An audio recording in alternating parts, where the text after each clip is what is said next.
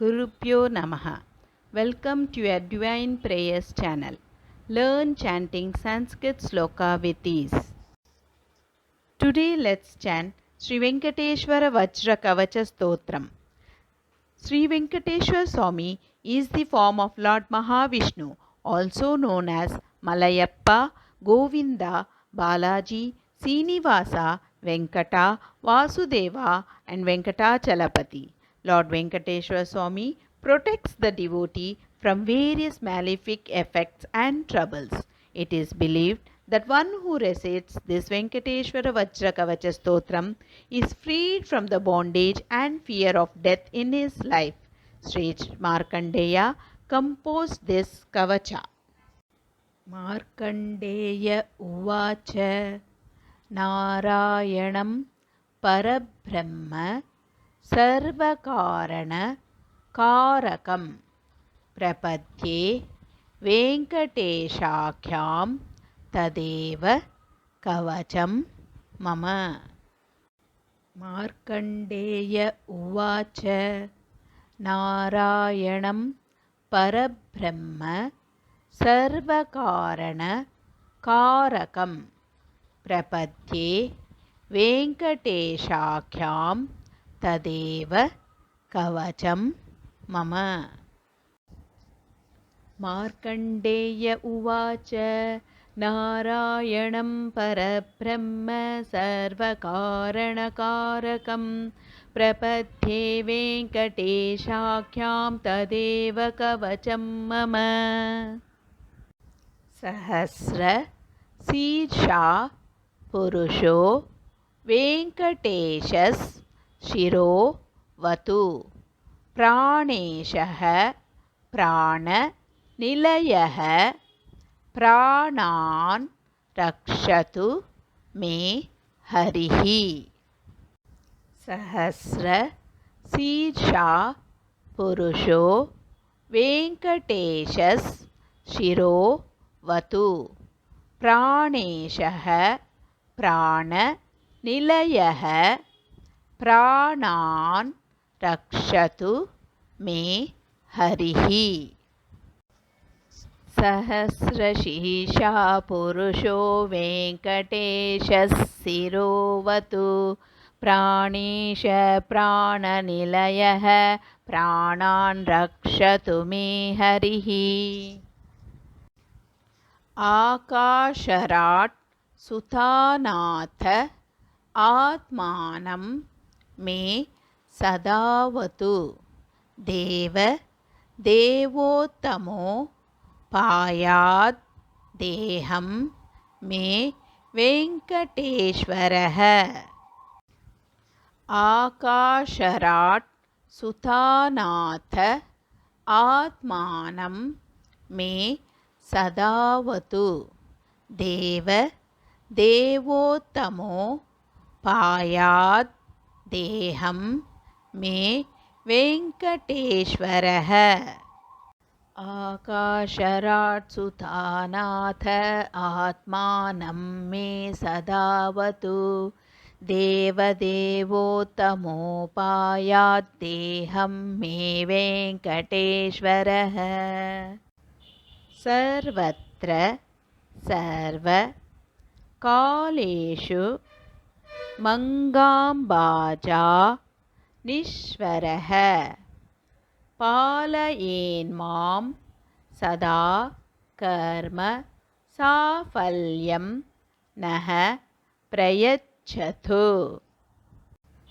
Sarvatra Sarva Kaleshu Mangambaja Nishwarah Palayenmam Sada Karma Safalyam Naha Prayachatu.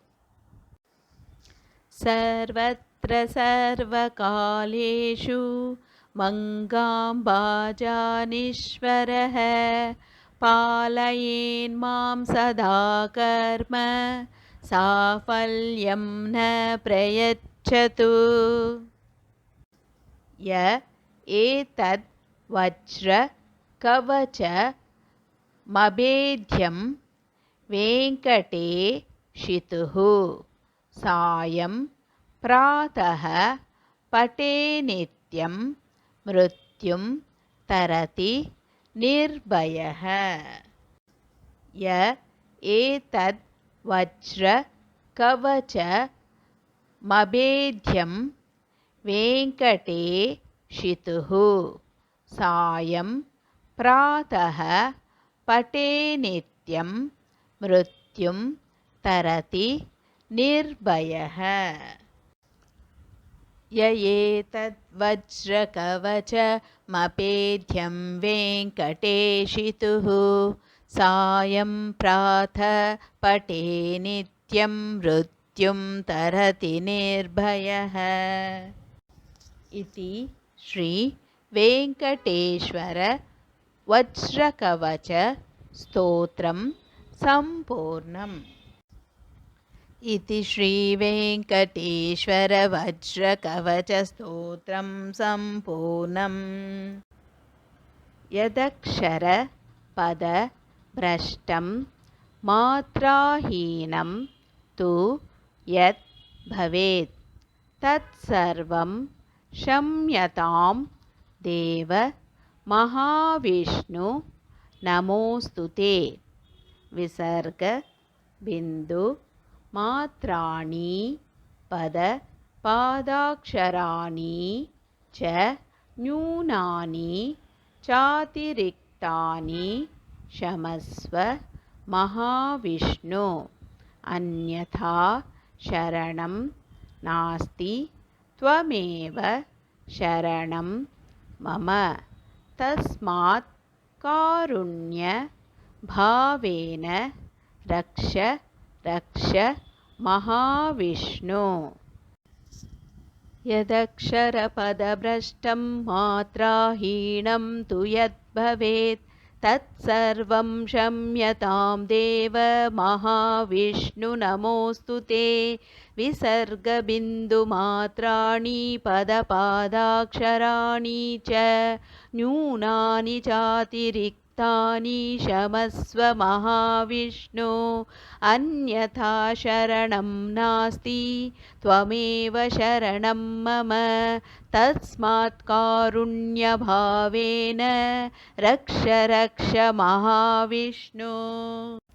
Let's chant together Hare Krishna Maha Mantra 3 times for the welfare of all living beings. Hare Krishna Krishna Krishna Hare Hare Hare Rama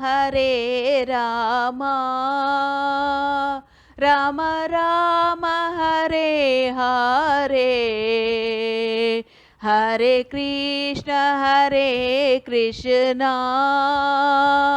Krishna Krishna Hare Hare Hare Rama